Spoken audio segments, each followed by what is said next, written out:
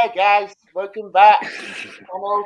To my left, I've got Matt. So good evening, Matt. Good evening, Dan. How are you? Um, Anxious? no, not yet. Feel a bit up. I'm excited, but I'm starting to get a bit nervous at the minute. How are you feeling? I feel like a little bit like I was thinking today that you'll be too young to remember it, but there's an advert in the old days that used to say, "Is it live or is it Memorex?" And they used to go kind of like this, and then a thing explodes. So I feel like I'm in a stage, and then there's gonna be something big's coming, basically. Really. And next Sunday at whatever time it is, 6 o'clock or whenever, we're going to be the other side of this, and it's something amazing is going to have happened. Hopefully, the right amazing thing, but either way, it's going to be something monumental. So, yeah, we live in exciting times. Definitely. You probably remember nearly 30 years actually. The dinosaurs. I I mean, remember the dinosaurs. yeah. Yeah, I remember when they roamed the earth. It was a right bugger. Yeah, no, I remember the last time we were there. Actually, my son got to go to a game in like October. It must have been '99. So he's seen a Premier League game, but he was only about 2 or 3 years old, and 2 or 3 months old rather, not years. So yeah, this is all going to be totally new for him, and he's had a life of mediocrity. So hopefully, we're going to take the step that we've all been waiting for a long time. I've been very sort of take it or leave it up to a point, but now we're actually there. It becomes, really, really important, doesn't it? Oh, it does. The build up to it as well. It's been absolutely awesome. We sold out our location at the minute. Just been like total like bonkers for that. That's happening within the city as well. Can't remember like the last time we've been excited for like a match. Like the points going up as well. Yeah, no, it's like Nottingham's its own little sort of ecosystem. We're on a different planet to everyone else at the moment, and we're all focused on this. And what's Notts County and Mansfield and everything as well. So we're living in exciting times, aren't we? It's unbelievable times. You've got Mansfield on Saturday, Forest on Sunday. It's like really, really excited times for Nottingham. Going on to it. How do you feel going into Sunday with like? Are you expecting much changes? I don't know. Look, there's some interesting ones, aren't there? Max Lowe is fit. He could play. Would you ever pick him after having not played for so long? I don't know. Tricky. That is true. It's a possibility, and then up front, the obvious one between Sam Surridge and Keenan Davis. Keenan's back. He's probably the guy to start with out of the two, if it's sort of on par with each other ability wise. It's good to have the options, though, isn't it? Oh, it is to be fair. It's especially in the striker situation. That's always going to be the biggest talking point now out of everything because obviously Keenan Davis been unreal since been here and Surridge. Surridge probably got the best strike rate in the club, and he's been here since January. Yeah, and so we've got both of them. It's a nice problem to have. Shame we haven't got Graben as well, especially in a one-off game. It's nice to have both of them available, have some options. Obviously, Brennan's on fire. The second leg was a little bit scary, much more scary than we all thought, but we got through it. I was going to don't want to talk about it, really. In a way, you don't want to talk about it, do you? It's a weird thing. You just know you want them to go out there and perform like they can, and I'm quite confident they'll win if they do. Yeah. But that's the sort of $64 million question, isn't it? Will they play like they can, or will something really strange happen? That's the main thing. I touched up on it on Monday on a difference review, and Colin Fray. I don't know if you watched Colin Fray interview with Chippers, but they're saying that that's so much different false about them this season. Like when we do play football, do we actually believe in that they can play football? And even to that, they've shown that bit of resilience, especially with not being able to play their football in the second half. But they've shown that nitty gritty side that over the last 4 or 5 years we've never seen. So it's nice to see Forest showing that nitty gritty side. And they could go into Sunday like, yeah, we can play both pretty football and nasty football. Yeah, we prefer playing our game. We prefer playing a sort of positive attacking game, obviously. But yeah, like you say, I mean, we can win ugly if we have to. Yeah, it's interesting. I mean, you've got to be a little bit concerned about tiredness. People have thought that's applied a lot. They've had quite a lot of time off this week. They've had their barbecue and all this kind of stuff, haven't they? So hopefully the batteries, the main thing they've been doing is recharging the batteries for this one-off game. There's no rehearsals. There's no replays or anything. It's a one-off event and the accumulation of the whole season. So, they just got to turn up on the day. That's all can be said, really. It's like lottery now. One-off game. It's like win on your bust and stay down. We should be confident. Look, we should be confident from everything we've seen. We've got every reason to be confident. But just like we said with the playoffs to start with, there's going to be some bad stuff. There's going to be some tricky moments, and we had them, didn't we? I mean, after the first leg, you would have thought, "Oh, this is a formality." We're hard done by only winning 2-1, and we're all over them. And even the first half, we were proceeding fairly comfortably, and then it all went pear-shaped, and that's what always happens because. I love cricket as well. It's the same thing. It tends to. There you go. The unexpected happens. So I don't expect a regulation sort of 2-0, 3-0, comfortable. Perform, score the goals. You always feel like it's going to be kind of. I don't know. You're going to create chances and not take them, and then. Rely on something unusual to give you a goal, and there's only be one goal in it. It's going to be tense the whole way through, either way, and all that kind of stuff. So God knows. Yeah, and John Moss, God, he was the most awful referee we've seen all season, virtually, wasn't he? I can't remember which game it was, but he's dreadful.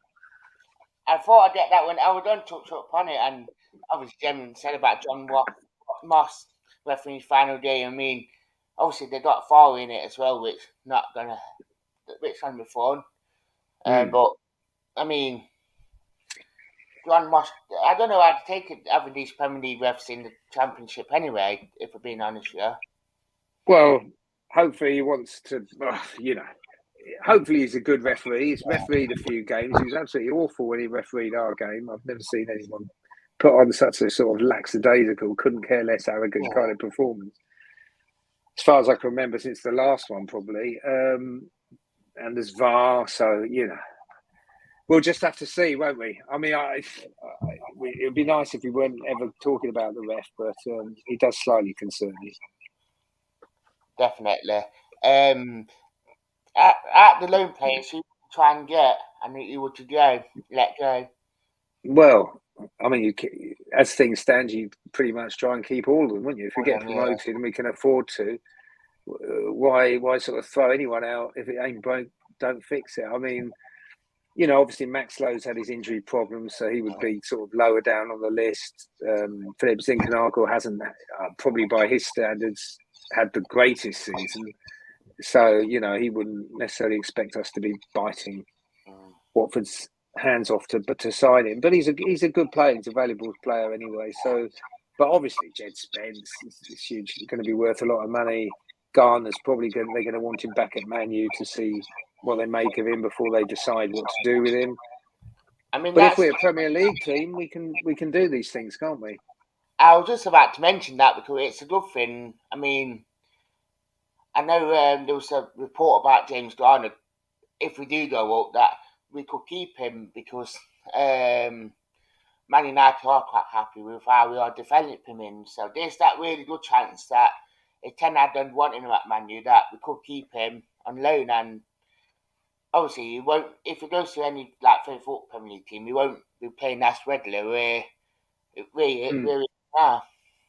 No, it's a good fit. Look, it's a good fit for all of them. That's why we're top of the league, isn't it? So, you know, it's working for all of them. Having said that, you know, Man U always going to be a club who are going to want to try and buy success quickly. They can't afford to hang around and do a class of '92 experiment again and find sort of young kids, put them all together and wait a few years, see how it turns out. Although it'd probably be a good idea considering the way things have been going the last sort of since Fergie left. But yeah, who knows? I think he's going to go back. They'll have a look at him probably. But like I say, if we're in the Premier League, we've got the opportunity to bid for all of them, haven't we? Oh, all day long, which is a good thing. And they'll have other players in mind. You know, who knows? It will be either way. I think whatever happens at the weekend, next season's going to be an exciting season. Either we're going to be in the Premier League, which is what we all hope, or if we're not, we're going to be having a damn good crack at doing it again. And, you know, we should be thankful for having had such a brilliant season, however it ends, and the fact that we're going to be looking forward to another good season, whatever happens. And I think the other thing is with the whole club's been rehabilitated, and Cooper especially is seen as a manager who develops players. So I think regardless of the loan players, let's say we don't make it and the loan players all leave, we can't keep any of them. I think we'll attract new ones, probably just as exciting. So, and I'll jump on this question about: do you think we have the power to Sandsman with some of the teams that have been linked with him?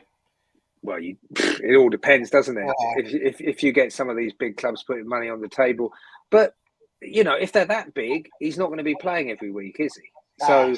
You know, you don't know what you want. If you get someone like Brentford buying him, he'll probably play every week. I don't know whether Brentford need a right back, but someone like that. But if you get a really big club buy, let's say Spurs buy him, for example, they might think, no, we don't want to play him. You can have him back on loan. So I don't know. I don't know whether you want to do that. You know, I would like us to buy more of our players and be invested in them and have them here for the long term because, you know, with some of the players we've had on loan, they're going to cost more thanks to us having them in our team than we could have got them for to start with. So it'd be nice to get them cheap and inflate their values. And then if we have to sell them, we've made money on them. So I think that's the model for the future and sending out more of the sort of under 23s on loan like we did with Brennan and again, getting them either ready for the team or potentially finding out they're not good enough. Because we've got a lot of good players coming through, like the 18s to 23s. Give them all games, whether it's with us or out on loan. Get them ready for the first team, bring them through, keep the best, and you know, sell the rest. I guess is the way to do it, and that's a win-win for everyone. You know, because you know that's the way it should be, shouldn't it? It's a meritocracy, and that's why it's working at the moment. I think right through the club, people are getting promoted and getting opportunities when they deserve it. Whereas I think some of the previous regimes, you thought, well, why is he playing? And what's going on there? And why don't they? And there was a lot more sort of questions than answers. Whereas now it's all like clear what's going on. Yeah, definitely. I mean, it is true, and I mean, I was going to talk thinking about the under-23s because they lost in their playoff semi-final, unfortunately. I mean, obviously they let two of them go as well with Babbo and Barnes leaving. So I mean, it's really, really sad to see, but then it just goes to show that the difference in quality. Yeah, there was actually three. I actually went along because I did something with this guy called, I think it's Raphael, as well as those two. And it's very sad because they're all good kids and they're all decent footballers. Else they wouldn't be getting a kick of the football in the under-23s to start with. But there's so many factors. There's language. There's, you know, age is the biggest one. You just get too old, and you've either got to be a professional, or you've got to go somewhere else. Thank you very much. So it's cruel, and when they get to that stage, those difficult decisions have to be made. Yeah. The other thing as well, I read from what readers said that most of the under-23s going to be training with the first team squad anyway next season. Which really? Okay, that's a new thing, is it? Sort of thing, more of that, yeah. Yeah, it was in the Evening Post. The reader said that they were gonna promote the under-23s to the first team. Which, I mean, I don't know, just because obviously with the loan situation and that, but it'd be really, really good to promote them, especially get them ready. Well, it's the only way you find out if they're good enough, isn't it? Give them a chance, and some of them, you know, sink, some of them swim, don't they? So. There's a very talented group. You know, the fullbacks I think are very good, and they play the same system. That was the other thing. They've started to play the same system as the first team. We've got good fullbacks. Aaron Donnelly's particularly promising and young, and you've got old Dale Taylor and people like this coming through, and the 18s have a host of talented players. And then there's some which have got too old and already progressed. You get the likes of Tyrese Forner, who I think's got a big future, hopefully at the club.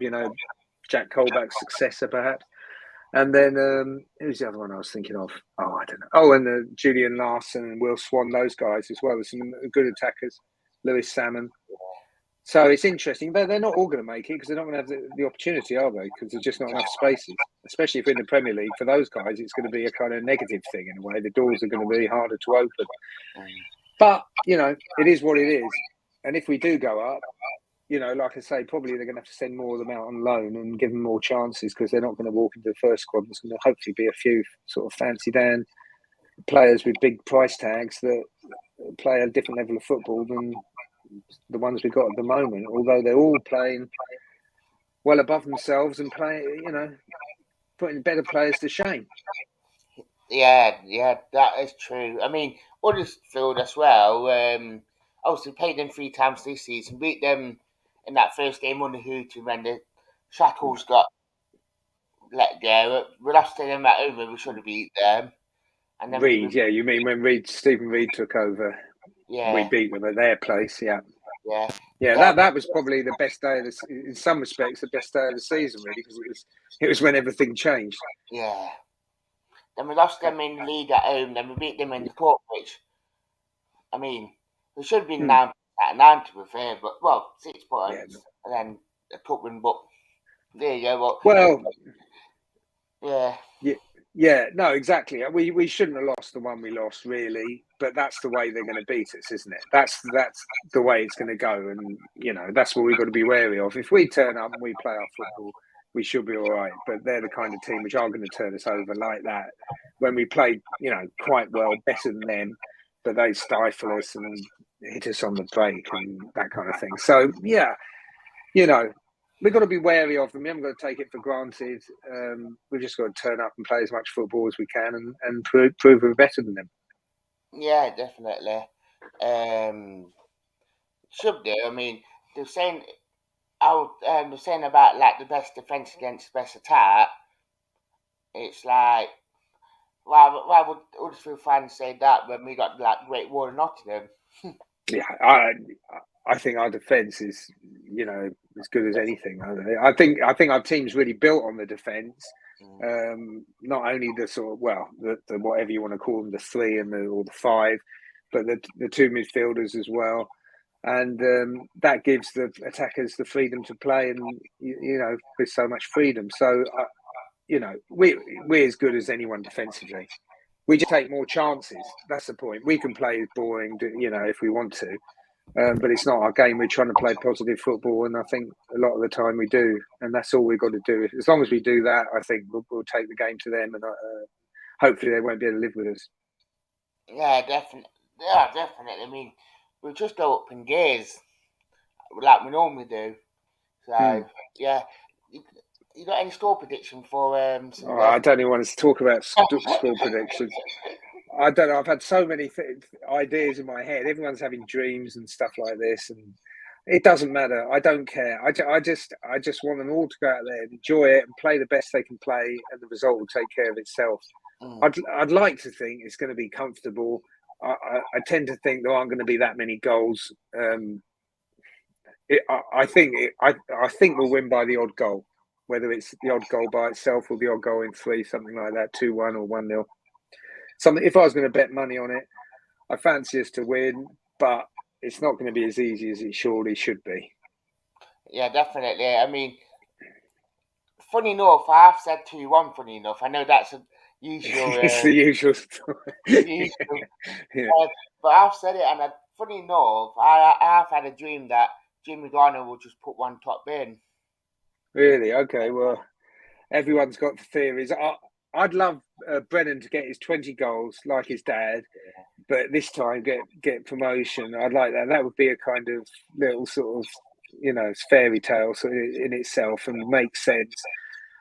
But there's a lot of people, really, whoever does it, whoever goes out there and makes a bit of history, it's going to be meaningful, isn't it? It's been an incredible season. It just needs to be finished off. Yeah, I couldn't agree more on that one. Fingers crossed on it. Well, I had a funny feeling about old Lolly for weeks, and got that one down the wrong way. but in another way, look, he did Samba a favour by letting him save 3 penalties, didn't he? It wouldn't, it only added to the drama him missing that one, and apparently he never misses them in training at all. He's the last person ever to miss them. Yeah, and that's and the other interesting. Well, go on, say that. Sorry, I want to say, has Samba made up for getting sent off again? Oh, of course he has. Of course he has. You know, I don't know what that was all about, but he was, he's an incredible keeper, and they did a lot of homework. I think as a group of keepers between themselves, they've done a lot of work for a long time. It's not just sort of since we qualified for the playoffs, but it paid dividends. He was like a Jedi Knight, wasn't he? He just knew where the ball was going to go, and he just laughed at them. They were totally psyched out. It was unbelievable. Yeah, definitely. And you know who was going to take the 6th penalty? Who do you think was going to take the 6th penalty? I'll be honest, the 5th one first had Wowell, then I probably don't say Samba for the 6th one. No, actually, Wazza was going to take the 6th one, the first knockout one. Oh, really? I'm not sure who was due to take the 5th one, but he was going to take the first knockout one, which is kind of interesting, wasn't it? Yeah, because everyone kept on asking me after the game on Tuesday, and I kept on saying Wowell for some reason. But then someone said to me it meant to be Yates here. We're like, oh, fair play if he did. Yeah, I don't think our team is really packed with great penalty takers. To be honest, I didn't really think beyond the first sort of 5. But if we got to sort of 5-5 or something, I think we could have been starting to get a bit anxious looking around. Colback could hardly stand up, and like you say, Yates was I don't know who else would have been those sort of last ones, but Brees maybe would have been a good call. Yeah, I never seen Forest use a penalty shootout as well, so that would look good. Yeah, that's right, because we are traumatised by the sort of England experience, so it's something we fear. But I was trying to tell myself it's 50-50, it's 50-50 when we got to the penalties. Really, we were the favourites, I think, because Samba's such a good keeper. But you just don't know. It's a total lottery, isn't it? All day long, to be fair. So I'd like to say thank you for Matt coming on. All right, Dan. Yeah, see you on the other side.